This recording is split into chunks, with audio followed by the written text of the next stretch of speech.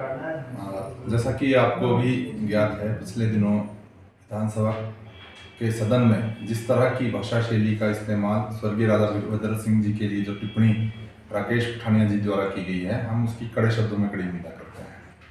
देखिए, आप राजनीति की किस स्तर पे तक गिर चुके हो कि आपने जिस व्यक्ति ने पूरे हिमाचल को एक नज़र से देखा और जो विकास राजा वीरभद्र सिंह जी ने हिमाचल प्रदेश में किया है, वह कोई भी अन्य व्यक्ति नहीं कर सकता। आपने विकास के नाम पे एक ईंट तक नहीं लगाई अपने पिछले 5 सालों में। ठीक कहा हमारे विक्रमादित्य जी ने कि आप 5 कोई ऐसे बड़े संस्थान बताइए जिनका आपने शिलान्यास किया है अपने 5 साल के शासनकाल में, और जो आपने चीज़ शिलान्यास भी किया और उद्घाटन भी किया है, और वहाँ पे कोई व्यवस्था भी बनी है। कोई भी चीज़ इन्होंने अभी तक नहीं बनाई है। तो जिस तरह का इन्होंने राजा वीरभद्र सिंह जी के लिए कहा है, हम इसका इनके ऊपर कड़ा संज्ञान लेते हैं। हम चाहेंगे कि अपनी भाषा में संतुलन रखें। आप वन मंत्री हैं, आप अपने हिसाब से काम कीजिए, पर किसी की भावनाओं को ठेस पहुंचाना ये अच्छी बात नहीं है। पठानिया जी, आप भी परिवार वाले आदमी हैं। किसी के परिवार पे आप इस तरह से लांछन लगाएंगे तो वो आपको बोलेंगे ही कि अपनी हल्टी में रहें, क्योंकि जो हमारे विक्रमादित्य सिंह ने कहा बिल्कुल ठीक है कि हमें सभी को अपनी स्किन में रहना चाहिए। उन्होंने कहा कि अपने स्किन में रह के बात करनी चाहिए, अपने खल्टी में रहना चाहिए। तो हम ये चाहते हैं कि आप विधानसभा के इतने वरिष्ठ आदमी हैं और आप उस युवा विधायक पे आरोप लगा रहे हैं, प्रत्यारोप लगा रहे हैं, जिसने हमेशा जनहित की आवाज़ उठाई है।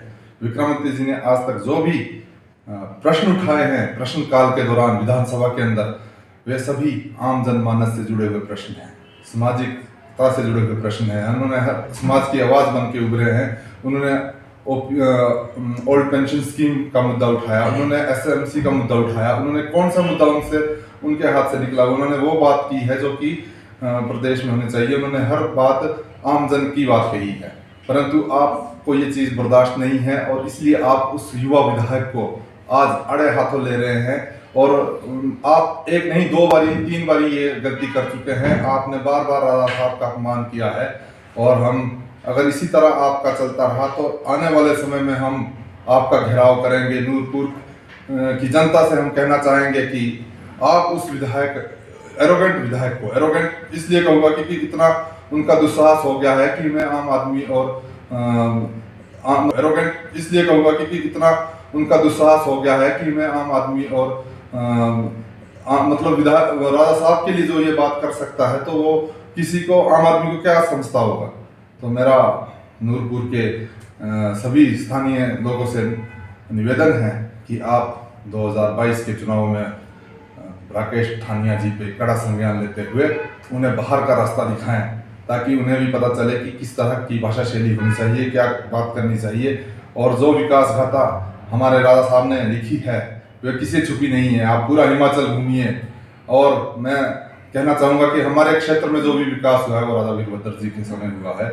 इसलिए मेरा आपसे निवेदन है कि आप अपने सदन में जाके, विधानसभा में जाके हमारे युवा विधायक से भी माफ़ी मांगिए और प्रदेश की जनता से भी माफ़ी मांगिए, क्योंकि माफ़ी मांगने से आप छोटे नहीं पड़ जाओगे, अपितु आपका कद और बढ़ जाएगा, क्योंकि आपने गलती की है जो आपने इस तरह की भाषा शैली का इस्तेमाल किया है। इसलिए आपको हमारी हिदायत है कि आप हमारे हिमाचल वासियों से भी माफ़ी मांगे और राज परिवार से भी माफ़ी मांगे। जय हिंद, जय हिमाचल।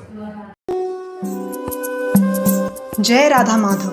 आपको जानकर बेहद खुशी होगी कि होली के पावन अवसर पर राधा माधव संकीर्तन मंडली द्वारा वृंदावन के लिए 5वीं विशाल यात्रा का आयोजन किया जा रहा है। ये यात्रा 8 मार्च से 14 मार्च तक होगी। इस यात्रा में गुरुद्वारा नड्डा साहिब से होते हुए वृंदावन बांके बिहारी मंदिर, निधिवन, प्रेम मंदिर, इस्कॉन मंदिर, रंगजी, गोपेश्वर महादेव, वैष्णो देवी मंदिर, श्री कृष्ण जन्मभूमि मथुरा, ब्रह्मांड घाट, रमन रेती, गोकुल, पागल बाबा मंदिर, गोवर्धन बरसाना और नंदगांव तथा इन स्थानों के बीच आने वाले सभी धार्मिक स्थलों के दर्शन करवाए जाएंगे।